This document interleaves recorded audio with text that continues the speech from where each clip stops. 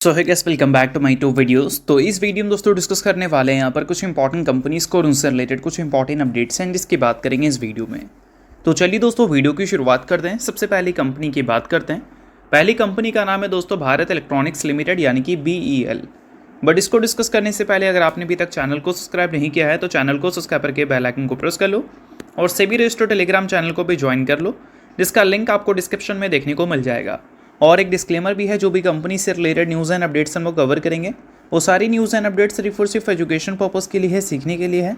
तो इसको किसी भी तरह का इन्वेस्टमेंट एडवाइस मत समझना, आप खुद से रिसर्च और एनालिसिस भी कर सकते हैं। तो चलिए दोस्तों वीडियो की शुरुआत करते हैं। सबसे पहले बात करते हैं भारत इलेक्ट्रॉनिक्स से रिलेटेड कुछ इंपॉर्टेंट न्यूज़ एंड अपडेट्स के बारे में। सो दोस्तों अगर हम BEL की बात करें तो आज के दिन ये कंपनी आपको काफ़ी ज़्यादा फोकस में देखने को मिल रही थी। इसके पीछे का बोल सकते हैं दो बड़ा रीज़न है। एक रीज़न तो पूरे डिफेंस सेक्टर को ही फोकस में रखा है और वो रीज़न ये है कि इंडिया और इजराइल के बीच में डिफेंस डील हमें होती हुई नज़र आ सकती है। कोई ऑफिशियल खबर नहीं है, बट हाँ हमारे जो प्राइम मिनिस्टर हैं वो इजराइल गए हैं, तो हो सकता है कि इंडिया और इजराइल के बीच में एक डिफेंस डील हमें होती हुई नज़र आ जाए, क्योंकि इजराइल को डिफेंस की काफ़ी ज़्यादा ज़रूरत है। रिसेंटली उन्होंने इतना ज़्यादा वॉर लड़ा है, तो उन सारी चीज़ों की वजह से वो अपने डिफेंस बजट को बढ़ाने की कोशिश करेंगे और मल्टीपल कंट्रीज़ के साथ वो डील साइन करने की कोशिश करेंगे। अब इससे क्या है कि इंडिया की जो टॉप डिफेंस कंपनी है HL, BEL, ये सारी कंपनीज़ को अच्छे डिमांड्स मिल सकते हैं। अब कोई ऑफिशियल खबर नहीं है, ये मैं आपको पहले ही क्लियर कर देना चाहूँगा। ऑफिशियल खबर जब आएगी तब ये सारी कंपनीज़ काफ़ी ज़्यादा खुश होगी, ये बात तो पूरी तरह से तय है। देखो यहाँ पर मेंशन किया गया है, आज के दिन डिफेंस स्टॉक्स में आपको रैली देखने को मिली थी, क्योंकि पोटेंशियल डिफेंस एग्रीमेंट हमें देखने को मिल सकता है। रिपोर्ट के जरिए चीज़ें सुनने को मिल रही है इंडिया और इजराइल के बीच में। तो यहाँ पर इन्वेस्टर्स ये उम्मीद कर रहे हैं कि फ्रेश ऑर्डर्स इन कंपनीज़ को मिल सकता है, टेक्नोलॉजी कोलैबोरेशन हमें देखने को मिल सकती है, मिसाइल डिफेंस के लिए और एडवांस वेपन सिस्टम के लिए। और ये सारी चीज़ों की वजह से top defence companies HL, BEL जैसी कंपनीज काफ़ी ज़्यादा अच्छे ऑर्डर्स गेन कर सकती हैं, जो कि ऑब्वियस सी बात है ये काफ़ी अच्छी न्यूज़ बन जाएंगी इन सभी कंपनीज़ के लिए। अब ये तो पूरे डिफेंस सेक्टर को ही न्यूज़ फोकस में रखा है, बट अगर हम BEL की बात कर रहे हैं तो उससे रिलेटेड एक पर्सनल न्यूज़ भी हमें देखने को मिल रही है। पर्सनल न्यूज़ यहाँ पर यह है कि BEL 733 करोड़ का एक ऑर्डर गेन की है, जिस कारण भी आज के दिन ये कंपनी आपको फोकस में देखने को मिल रही थी।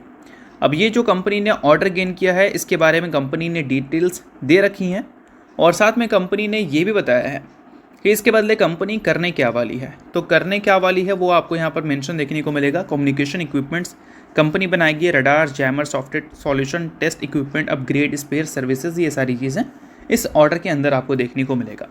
तो बेशक ये सारी चीज़ें काफ़ी अच्छी हैं और ऑब्वियस सी बात है ये तब हमें सुनने को मिल रही है जब BEL काफ़ी अच्छा बिजनेस कर रही है।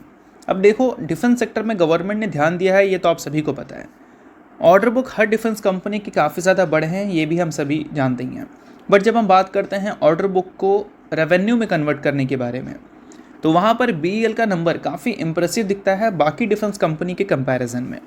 कंसिस्टेंसी इस कंपनी का काफ़ी कमाल का है। पिछले 3 साल का CAGR देखो रेवेन्यू या फिर प्रॉफिट का, या फिर पिछले 1 साल का देखो, काफ़ी अलग परफॉर्मेंस इस कंपनी का दिखता है बाकी डिफेंस कंपनी के कंपैरिजन में।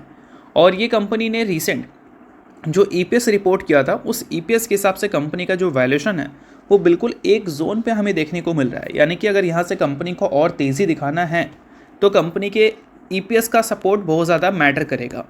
और EPS अगर सपोर्ट करता है तो कंपनी की तेज़ी सस्टेन करेंगे, और EPS अगर सपोर्ट नहीं कर पाता है तो उस केस में कंपनी में प्रॉफिट बुकिंग की भी पॉसिबिलिटीज़ रहेगी। ये चीज़ को भी ध्यान में रखना।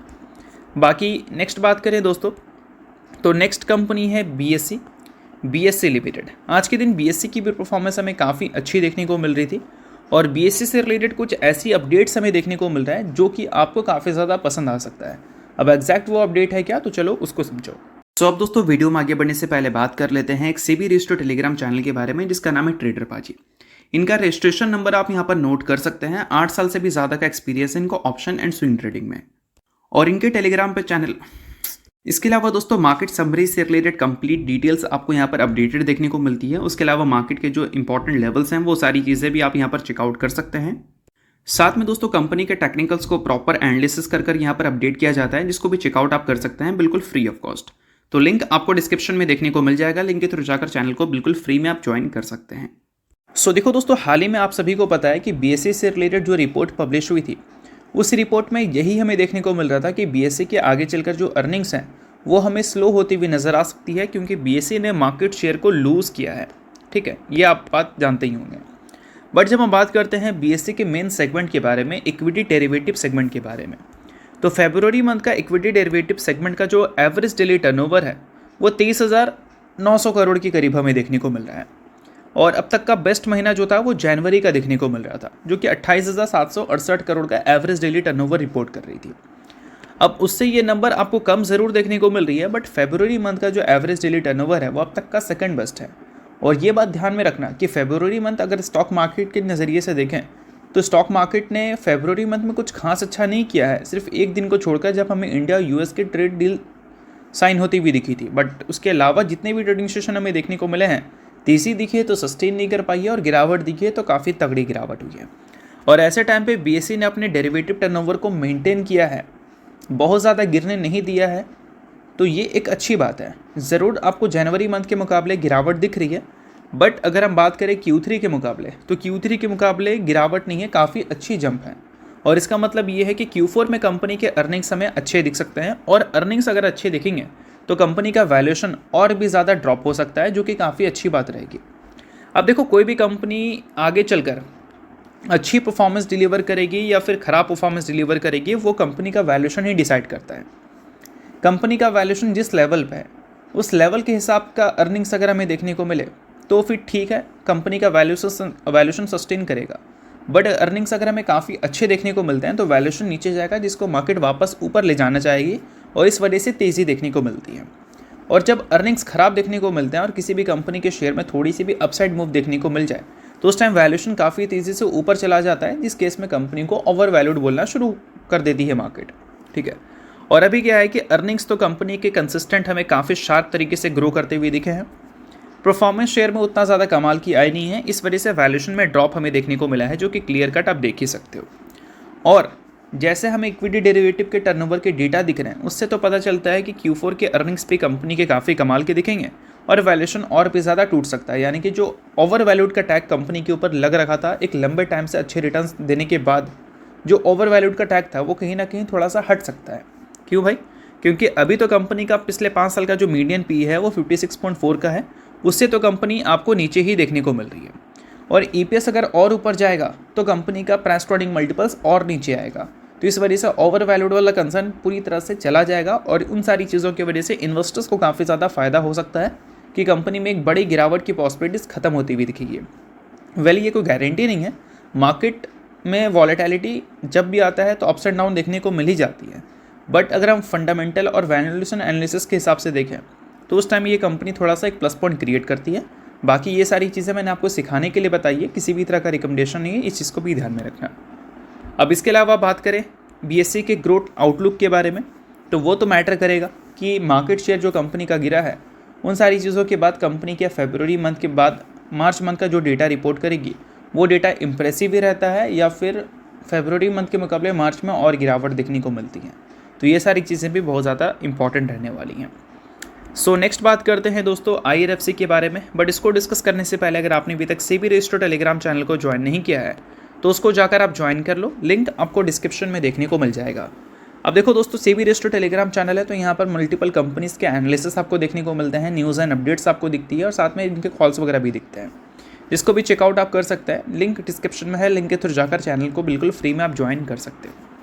IRFC की बात करें तो आज के दिन इस कंपनी की परफॉर्मेंस कुछ खास अच्छी देखने को मिली नहीं थी, और कल के दिन तो इससे भी ज़्यादा गिरावट हमें देखने को मिला था। क्यों भाई?